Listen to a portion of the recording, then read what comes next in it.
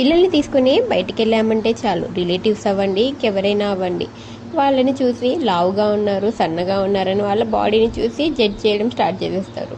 అయినా లావుగా ఉంటే ఏంటి సన్నగా ఉంటే ఏంటి, లావుగా ఉన్నంత మాత్రాన హెల్దీగా ఉన్నట్టు కాదు, సన్నగా ఉన్నంత మాత్రాన అన్హెల్దీ కాదు.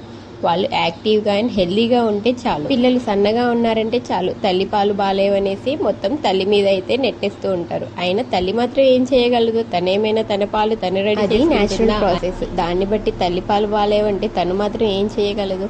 అయినా డెలివరీ అయినప్పటి నుంచి 6 months వరకు అది తినొద్దు ఇది తినొద్దు అని అన్ని పత్యాలు చేపించి పాలు మాత్రం మంచిగా వచ్చేయాలంటే ఎక్కడి నుంచి వస్తాయి? ఇంకా ఏముంది, వాళ్ళు కన్నప్రసన్న అయినప్పటి నుంచి ఫుడ్ అయినా హెల్దీగా పెట్టాలి కదా. పిల్లలు హెల్దీగా ఉండాలంటే వాళ్ళకి ఫుడ్డే ఇంపార్టెంట్. నేనైతే ఇంకో హెల్దీ బేబీ రెసిపీతో అయితే మేము ముందుకు వచ్చేసాను.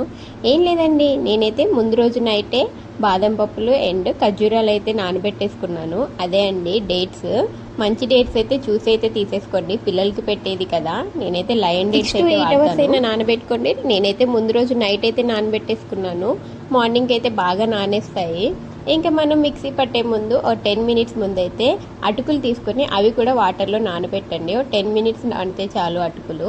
ఇంకా తర్వాత అటుకులు అండ్ మనం నానబెట్టుకున్న ఖర్జూరాలు అండ్ బాదం పప్పు పొట్టు మొత్తం తీసుకొని ఒక మిక్సీ జార్లో అయితే కొంచెంగా వాటర్ యాడ్ చేసుకుంటూ మొత్తం అయితే మెత్తటి పేస్ట్ లాగా అయ్యేలాగా అయితే గ్రైండ్ చేసుకోండి.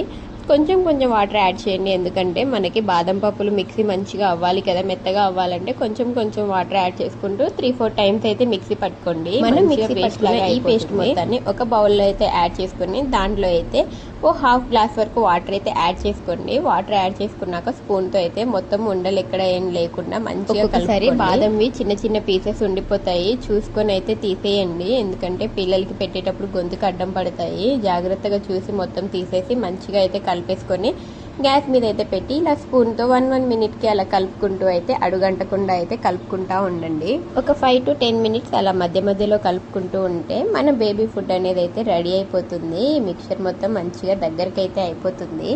మా జున్ను అయితే ఇది చాలా ఇష్టంగా తింటుంది, ఎందుకంటే దీంట్లో డేట్స్ ఉంటాయి కదా, స్వీట్ స్వీట్గా తనకి బాగా అనిపిస్తుంది అనుకుంటా. మీరు కూడా ఇంకా మీ పిల్లలకి ఈ రెసిపీ ఒకసారి చేసి పెట్టండి, చాలా ఇష్టంగా తింటారు. అలాగే మరిన్ని రెసిపీస్ కోసం నా ఛానల్ అయితే సబ్స్క్రైబ్ చేసేసుకోండి. బాయ్.